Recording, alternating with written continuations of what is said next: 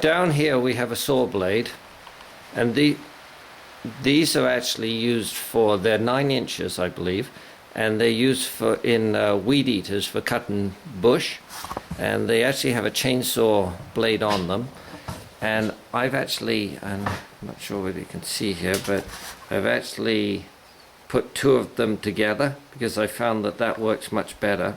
And the other thing I've done with them, which probably is not a good idea, but it's the best way to make it work, is I've hammered them around here to stop the chain turning inside in the disc. Otherwise it hits the wood and it just spins. It locks into the wood and it spins and it doesn't cut anything. So you have to make the blade or the chain so it can't turn inside.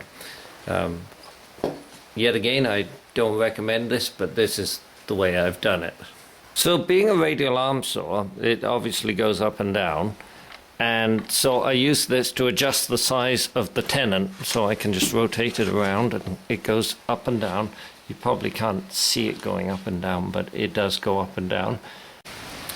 Here you can see I have a little piece of tape around, and I've set this piece of tape up, and I've actually got a line down here that when I adjust it, then I don't have to keep adjusting. So if I'm doing a tenon on a spindle, which is 2 inches, I just adjust it down to this level.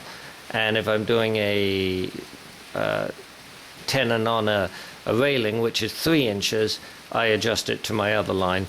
But I always check them, because sometimes these radial arm saws aren't completely accurate and they take a little bit to settle in.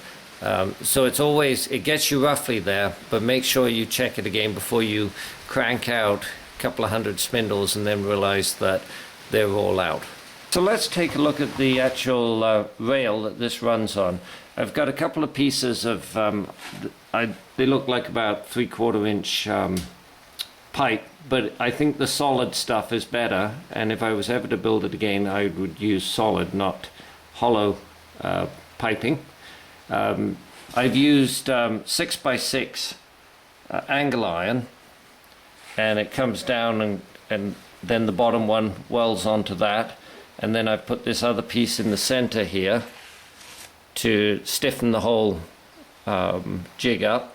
But yet again, if I was to build this again, I would probably use something like a 6x8 to make it, so it would just be a one solid beam down the center. And then I have some legs on it, and at the bottom they have little adjusters so that they can be set up. On my carriage here, I've got little bearings. They're about 2.5 inches across. They've got, I think, about a 3/4 to 1 inch center in them, and I've put a piece of solid shaft, but I've drilled a hole off center on that solid shaft.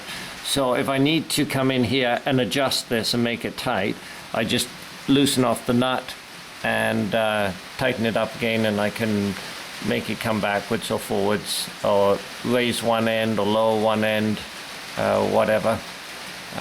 And just in the middle here, I've got another set of pill blocks to which I've welded my, I don't think you can see probably, but I've welded my shaft of the drill onto it, and that way, that's where it rotates. Everything on this works off center point. So this, the center of this is the center of the shaft that goes from one end to the other.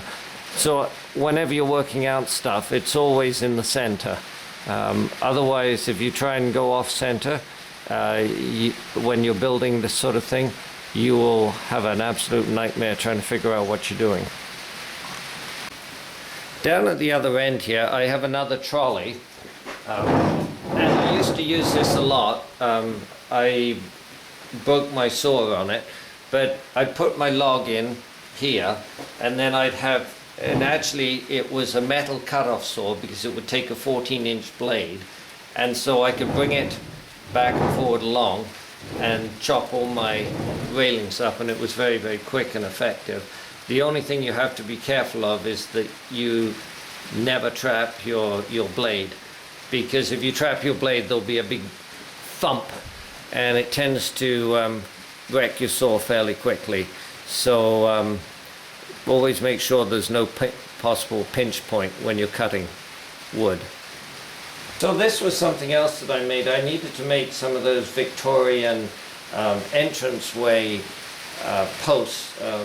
They were about 10-12 foot long, and the gentleman had a specific design, and I'd never tried making them before, but I made this rest, and so I was able to spin the log in here, and then I used my chisels to chisel it down, and so it turns it into a really nice big long lathe as well. And I just made this out of, this is actually signpost material. You know, not that I'm recommending you remove your local signposts, but it's, a friend gave me a bunch and I found it really useful for all kinds of stuff. That's a bit of a whirlwind tour of my machine, and when I've got time, like I said, I'll have a go at drawing up some plans for it, and maybe do another video on it, and you know, show you a lot more details about the whole thing. But it gives you an idea of roughly how it goes together, and if you're mechanically minded, you'd probably be able to put one together yourself. If you check out my video on how to build a log trestle, I use the machine in there, so you should be able to take a look at that and see actually how it runs and how it cuts and that type of stuff. Till next time, play safe, have fun, and I'll see what else I can find around the Log Builders Workshop to show you.